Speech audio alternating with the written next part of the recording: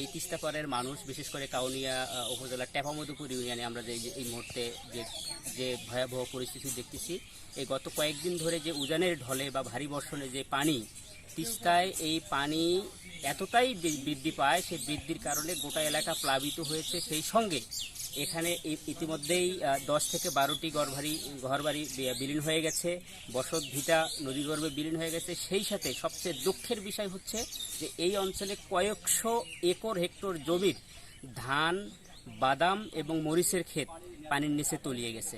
যে এই যে শত শত মানুষের যে বঞ্চনা, এই কষ্টগুলো এইবারের বন্যায় কিন্তু একদম দৃশ্যমান হয়ে গেছে। তো সবচেয়ে বড় বিষয় যেটা, যে এই যে মানুষগুলোর ঘরবাড়ি বিলীন হয়ে গেছে, তারা কিন্তু একদম মানবতর জীবনযাপন করতেছে। তাদের যে নিজস্ব বসতভিটা করার যে কোনো ব্যবস্থা, সেই ব্যবস্থা কিন্তু আর নেই।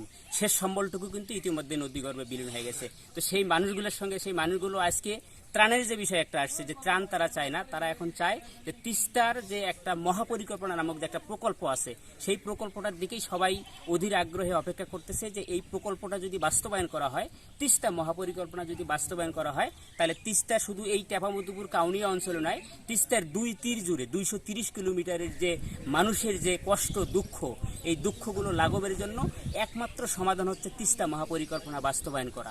এই তিস্তা মহাপরিকল্পনা বাস্তবায়নের মাধ্যমে উত্তরবঙ্গের বৈষম্য দূর হবে। সেই সাথে প্রতি বছর যে দারিদ্র হচ্ছে, এই দারিদ্র্যের গড়ও কিন্তু কমে আসবে। তো আমরা চাই যে এই যে প্রধান উপদেষ্টা, বর্তমান অন্তর্বর্তী সরকারের প্রধান উপদেষ্টা আছে, উনি বন্ড নামক একটা ভাষা ব্যবহার করেছেন। তো বন্ড চালু করার মাধ্যমে যেন তিস্তা মহাপরিকল্পনা দ্রুত বাস্তবায়ন করা হয়, আমরা তিস্তাপাড়ের মানুষ সেটাতে সহযোগিতা করার জন্য আগ্রহী আছি। জরুরি ভিত্তিতে তিস্তা মহাপরিকল্পনা বাস্তবায়ন চাই, এর কোনো বিকল্প নাই। আমরা বলি তাহলে যে এই যে মানে অতর্কিত বন্যা বলা চলে, এটা যে হঠাৎ করে যে এই যে বন্যা, এই বন্যায় যে এবার যে এতটাই ক্ষতি হয়েছে, যেটা এই মুহূর্তে ভাষায় প্রকাশ করা যাবে না।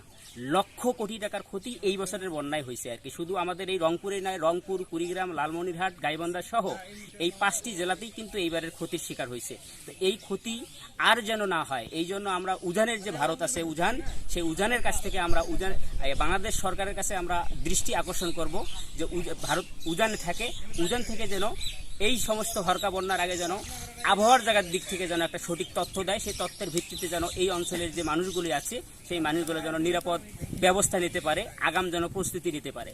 আর সেই সাথে আমরা তিস্তা বাঁচাও নদী বাঁচাও সংগ্রাম পরিষদ দীর্ঘদিন হলো এই তিস্তাপাড়ের মানুষের দুঃখ দুর্দশা লাঘবের জন্য যে তিস্তা মহাপরিকল্পনা বাস্তবায়নের আকাঙ্ক্ষা করে আসি এবং আশায় বুক বেঁধে আসি। আগামী 2 অক্টোবর আমাদের যে এই তিস্তা বেষ্টিত যে 11টি উপজেলা আছে, এই 11টি উপজেলা জুড়ে আগামী 2 অক্টোবর বেলা 11টায় আমরা মানববন্ধন করব।